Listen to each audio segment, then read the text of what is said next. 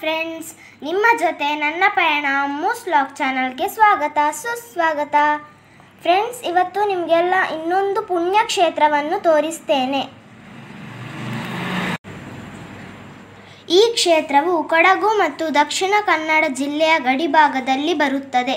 ಸುತ್ತಲೂ ಹಚ್ಚ ಹಸಿರಾದ ರಮಣೀಯ ಪ್ರಕೃತಿಯ ನಡುವೆ ಈ ಪುಣ್ಯಕ್ಷೇತ್ರವಿದ್ದು ಪೆರಾಜೆ ಶಾಸ್ತಾವು ದೇವಸ್ಥಾನ ಎಂದೇ ಪ್ರಸಿದ್ಧಿ ಪಡೆದಿದೆ. ಇಲ್ಲಿ ಪ್ರತಿ ವರ್ಷವೂ 10 ದಿನಗಳ ಕಾಲಾವಧಿ ಜಾತ್ರೋತ್ಸವ ನಡೆಯುತ್ತದೆ.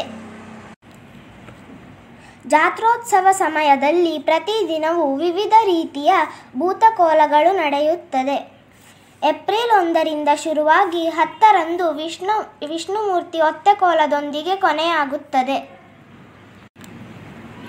10 ದಿನಗಳ ಕಾಲ ಒಟ್ಟು 103 ರೀತಿಯ ಭೂತಕೋಲಗಳು ನಡೆಯುತ್ತದೆ. ನಾವು ಹೋದ ದಿನ 2 ಭೂತಕೋಲಗಳನ್ನು ನೋಡಿದೆವು. ಅದರಲ್ಲಿ ಮೊದಲನೆಯದು ದೊಡ್ಡ ಮುಡಿ ಭೂತಕೋಲ, ಇನ್ನೊಂದು ಬೇಟೆಗಾರ ಭೂತಕೋಲ.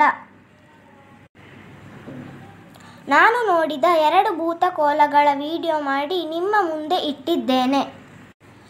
ಇದರಲ್ಲಿ ದೊಡ್ಡ ಕಿರೀಟವಿರುವ ಭೂತವನ್ನು ದೊಡ್ಡ ಮುಡಿ ಭೂತ ಎಂದು ಕರೆಯುತ್ತಾರೆ.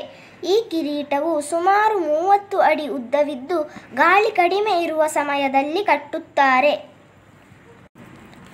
ಇಲ್ಲವಾದರೆ ಗಾಳಿಗೆ ಉದ್ದವಾದ ಕಿರೀಟವು ಹಾರಾಡುವುದರಿಂದ ಭೂತಕೋಲ ಕಟ್ಟುವ ವ್ಯಕ್ತಿಗೆ ಸಮಸ್ಯೆ ಆಗುವ ಸಂಭವವಿದೆ. ಈ ವಿಡಿಯೋ ಕೊನೆವರೆಗೆ ನೋಡಿ ಫ್ರೆಂಡ್ಸ್. ನೀವೆಲ್ಲರೂ ಶ್ರೀದೇವರ ಕೃಪೆಗೆ ಪಾತ್ರರಾಗೋಣ. ಈ ವಿಡಿಯೋ ನಿಮಗೆ ಇಷ್ಟವಾದರೆ ಪ್ಲೀಸ್ ಲೈಕ್ ಮಾಡಿ, ಶೇರ್ ಮಾಡಿ, ಕಮೆಂಟ್ ಮಾಡಿ. ಸಬ್ಸ್ಕ್ರೈಬ್ ಮಾಡದೇ ಇರೋರು ಸಬ್ಸ್ಕ್ರೈಬ್ ಮಾಡಿ. ನನ್ನ ವಿಡಿಯೋ ನಿಮಗೆಲ್ಲ ಇಷ್ಟ ಆದರೆ ವಿಡಿಯೋದ ಬಗ್ಗೆ ಕಮೆಂಟ್ ಮಾಡಿ. ಬಾಯ್. ಹಾಯ್.